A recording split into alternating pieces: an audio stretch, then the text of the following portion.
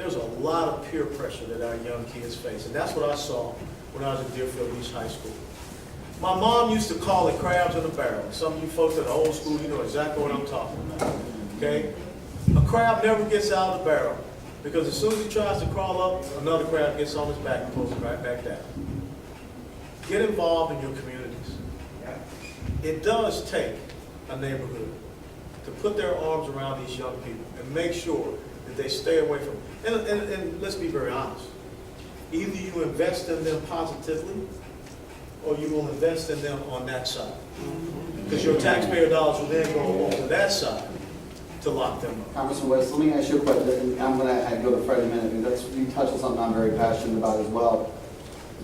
In a way, I've spent my whole life, I feel like, investing in kids in positive directions and trying to keep them on the street in a fun, safe environment with parks and recs and stuff like that, especially in Fort Lauderdale.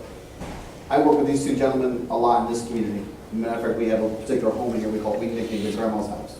And it's a very deep-rooted drug activity. I call it a street pharmaceutical. However, these are young kids that go right across the street here, Treasure Coast High School. They're also African Americans. I feel like, knowing where I've come and where I know opportunities that are available to them, because I have the knowledge of the opportunities that are available to them, I kind of feel like, in a way, I should be reaching out to them and saying, hey, come in here. Let's get you guys into doing something positive. Sure. But what do we, I mean... Let me tell you the collateral responsibility for me. Unlike what Charles Barkley said, I am a role model. You guys need to get me in front of those kids. Because I came up on some inner city streets myself. What happened to your brother happens too often. What you're talking about with this drug happens too often. And when you think about the unemployment rate in the African American community nationally, okay, it's 14.1%. For African American teenagers, 40%.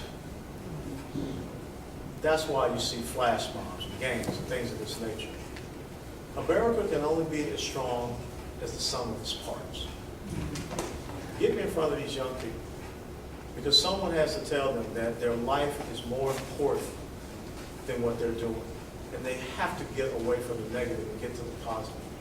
Because one day I think it will be absolutely phenomenal if a young man from this neighborhood right here was running to be, or a young woman, a state representative, a state senator, a mayor, United States Congressman, United States Senator, a general in the armed services. But unless they see an example of that, then they never believe that they can possibly attain. And Congressman West, we have a facility here. I'd love to work with you on that and partner with you on that. Yeah, that's no problem. All right, Fred, I'm sorry, ask your question.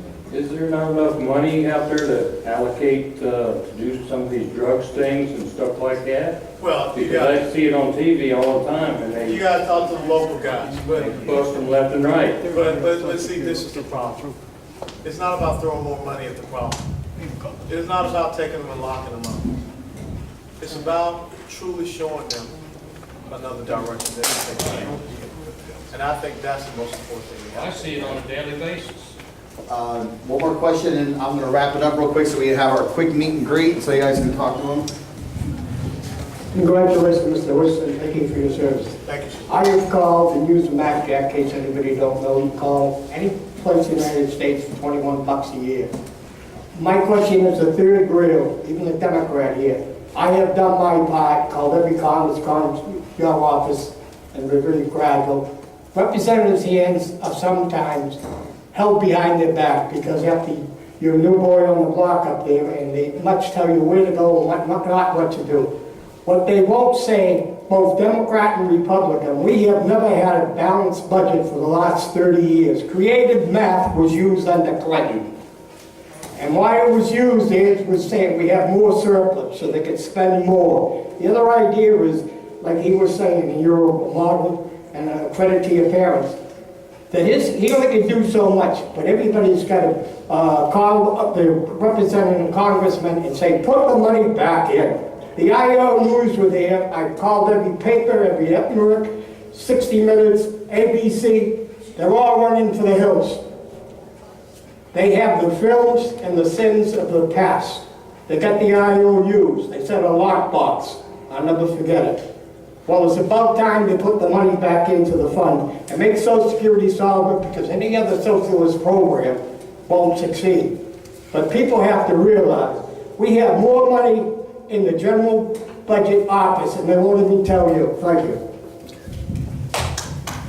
And I will close on this.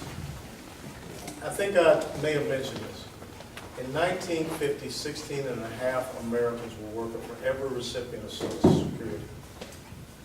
Today, there are only 3 people working for every 1 person receiving Social Security.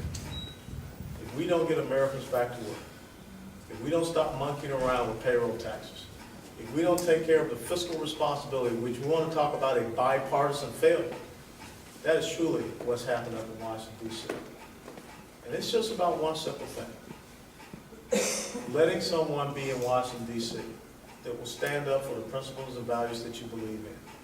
I'm telling you, George Washington talked about how he wove for the days that America would be broken down based upon factions. And when he was talking about factions, he was talking about political parties.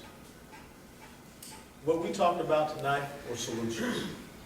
And it ain't really that hard. You just got to have people with the courage, the competence, the commitment, the conviction, and most important, the character to do what's right for this country.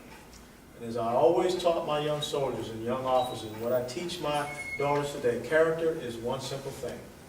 It is doing what is right when no one is watching. And until America can get people up to Washington, D.C.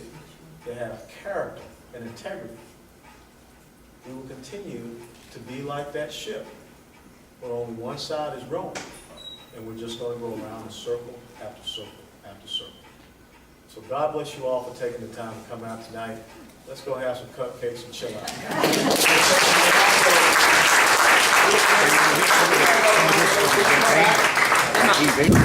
No, I don't. I have no idea.